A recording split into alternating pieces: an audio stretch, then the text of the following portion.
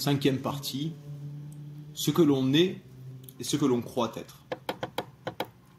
Après avoir brièvement abordé le sujet du jeu et de l'ego, et avoir défini globalement en quoi il serait important de le détecter et de le rééduquer, je me propose de le décortiquer un peu plus, jusqu'à ce que la lumière, réponse au qui nous sommes et donc à une grande partie du fameux pourquoi, puisse émaner et se libérer de ces couches épaisses de ce que l'on croit être. La vérité ne peut être intégralement connue en faisant de ces manifestations notre unique point focal. Elles nous en rapprochent certes par leur étude, mais ne sont en rien la cause elle-même, tant qu'elles en sont manifestations.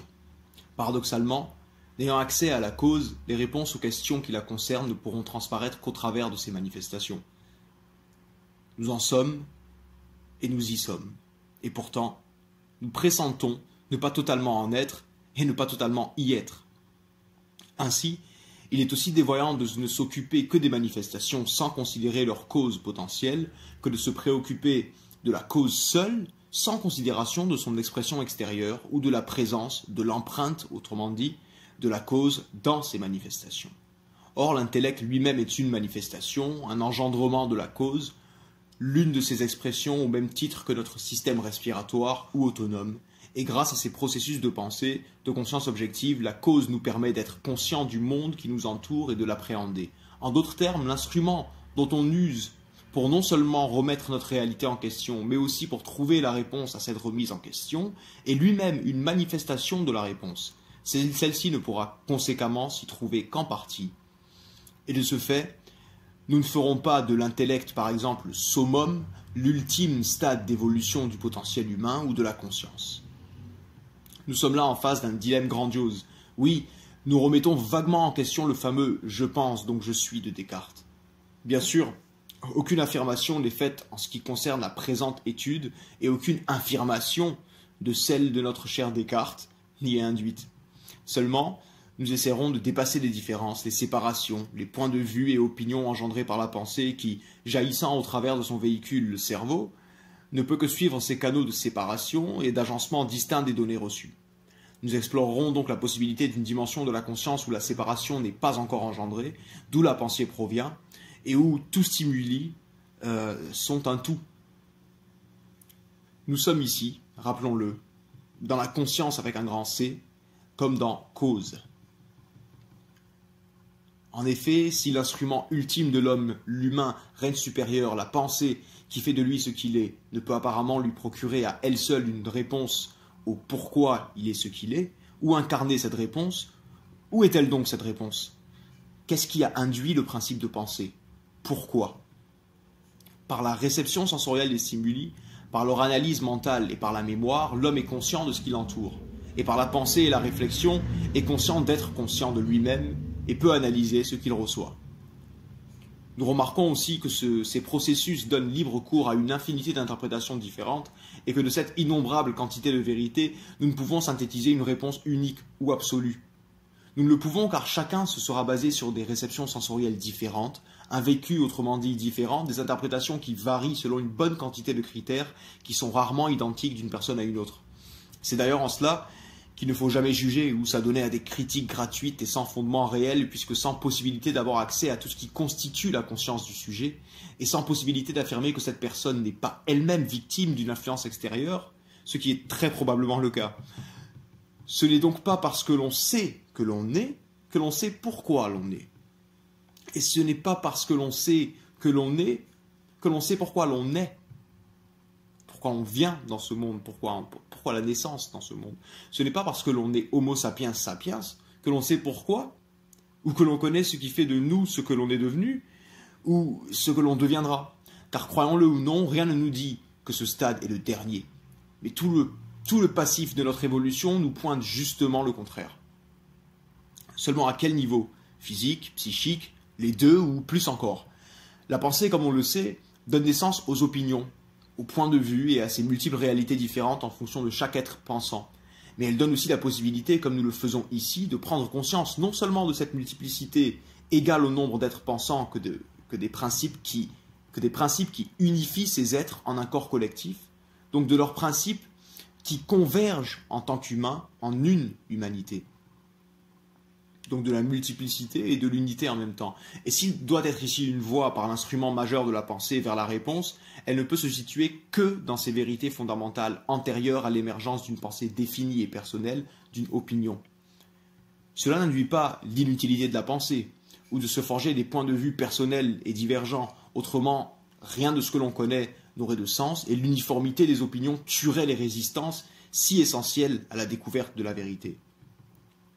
Mais le point important à déceler ici est qu'antérieurement à la pensée, il y a un mécanisme complet d'interprétation, d'association, de mémoire intégrale et de fonctions inconscientes qui produisent des éléments, les données de la pensée, sa substance.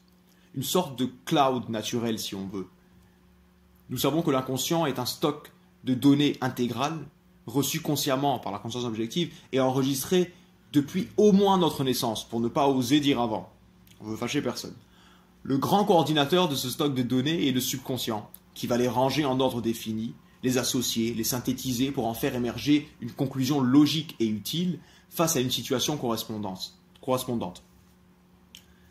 Les réflexes mentaux, physiques et verbaux, l'inspiration, l'intuition, les rêves, la construction d'une pensée logique, l'adaptation indispensable à la survie, donc la mémoire dans tous ses sens, mais aussi la régulation et la production des hormones dans le sang, tout le système nerveux autonome, sympathique et parasympathique, et conséquemment les émotions à la base de nombre de nos perceptions, décisions et de nos états de santé, la vie cellulaire, la conscience des cellules et leur pouvoir créateur de reproduction, enfin bref, tant de fonctions vitales et psychologiques, voire psychiques, sont maintenues et régulées par le subconscient, le fameux coordinateur. La pensée consciente serait alors un produit du subconscient, sans lequel le chaos des données inconscientes serait proche de ce que l'on appelle démence ou folie. Sans le subconscient, nous ne serions donc pas ce que nous sommes, humains, règne supérieur, être conscient et conscient de l'être, car il n'y aurait pas non plus réflexion. C'est en cela que nous sommes plus susceptibles, attention là, nous sommes plus susceptibles d'être le subconscient que ce que l'on appelle le jeu de la conscience objective qui pense. L'un passe, l'autre dépasse. Ce que nous pouvons néanmoins affirmer quant à la pensée, pour rejoindre Descartes, est que si personne ne peut affirmer ne pas être un être pensant, tout le monde pense et tout le monde est. Si personne ne peut affirmer qu'il n'est pas, alors tout le monde est véhicule du principe de pensée. Mais ce fait induit surtout et indubitablement que tous ceux qui pensent sont soumis au processus subconscient décrit ci-dessus et sont, plus que des êtres objectivement conscients, le subconscient. Nous voyons qu'autant nous sommes séparés dans les manifestations des mécanismes de la conscience avec un grand C, autant nous nous rapprochons les uns des autres dans les principes de pensée et de subconscient, dans cette conscience elle-même, et il nous est maintenant aisé de mieux reconnaître les points convergents de nos raisons communes d'exister. Nous nous éloignons du jeu et nous convergeons dans le principe d'être humain, défini par les mêmes mécanismes qui s'entrelacent et communiquent en permanence. L'un des aspects de cette conscience, le grandiose coordinateur, le subconscient, ne disparaît jamais, ni en état de veille, ni dans le sommeil, où celui qui pense se tait. Le subconscient ne connaît pas d'extinction, il ne connaît pas de temps et d'espace, comme nous le confirment nos rêves, notre mémoire, dans nos souvenirs et nos projections dans le futur, et prend le relais total dès que le penseur disparaît. Nous le constatons d'autant plus par l'aptitude de réflexe, mental ou physique, qui dépasse la pensée volontaire et révèle une prise de contrôle d'une entité supérieure au penseur, surtout dans les états d'urgence et de danger. Le vide n'existe nulle part. D'ailleurs, essayez de penser au vide. Il fait tout noir, c'est pas le vide. Il fait tout blanc, ce n'est pas le vide. Le vide lui-même est. Qu'est-ce que c'est? Le vide. Il est, donc il n'est pas rien. Il n'est pas vide. Lorsque l'on s'aventure à dire « c'est rien », c'est quand même. Le mot « vide » a été créé pour définir quelque chose de pratiquement inconcevable pour notre conscience, car celle-ci est partout, et tout le temps. Le concept de vide serait-il un autre aspect du tout? Rien d'étonnant lorsque nous reconnaissons notre façon binaire de percevoir la réalité. Établissons maintenant une relation avec le subconscient. La pensée en est un attribut, et non le subconscient lui-même. La pensée, des fois, n'est plus, comme lorsque l'on dort. En ce sens, si on arrête de penser, y a-t-il un vide qui se forme? Non. D'ailleurs, un vide ne peut pas se former. S'il y a formation, c'est qu'il y a quelque chose. Faites le vide. Essayez de faire le vide. Le terme est encore plus révélateur. Faire le vide. On fait quelque chose. Il n'y a jamais ni vide, ni rien. Alors, si je pense, donc je suis. Lorsque je ne pense pas, ne suis-je donc plus? Il y a deux réponses possibles ici. S'il est une entité qui n'est plus lorsqu'on ne pense plus, ce n'est pas réellement nous, puisque quelques parties de nous s'en révèlent bel et bien être à ce moment. Ce qui se révèle être, en dehors de celui qui pense, devrait être réellement nous, car il n'est pas un seul état mental ou psychologique, physiologique, qui induit son sommeil ou sa disparition. Même les expériences de mort imminente prouvent qu'au-delà des fonctions physiologiques et même mentales, avec un électroencéphalogramme plat, celui que l'on est demeure. Le point révélateur ici est qu'en aucun cas nous pouvons prétendre ne pas être ce qui y est sans sommeil et au-delà de ce qui nous semble être la mort, de ce que l'on croit être. Ce qui perdure, on ne peut pas nier l'être. Qui peut nier être ce subconscient? Qui peut nier l'être lorsque le penseur dort, lorsque la conscience objective n'est plus? Si le vrai moi, le soi, était celui qui pense, en bon nombre de cas, nous ne serions plus, au moins autant de fois qu'il y a de périodes de sommeil dans une vie, après laquelle nous ne serions plus du tout. D'un côté, nous avons le changeant et le fini, le mortel et l'instable, et de l'autre, l'immortel et l'infini, l'éternelle présence coordinatrice de notre mémoire et de notre évolution. Il n'est pas absolument nécessaire de les séparer, bien sûr, car au-delà de ces apparentes divergences, les deux sont un, l'un se manifestant dans la multiplicité du plus fini et limité des deux.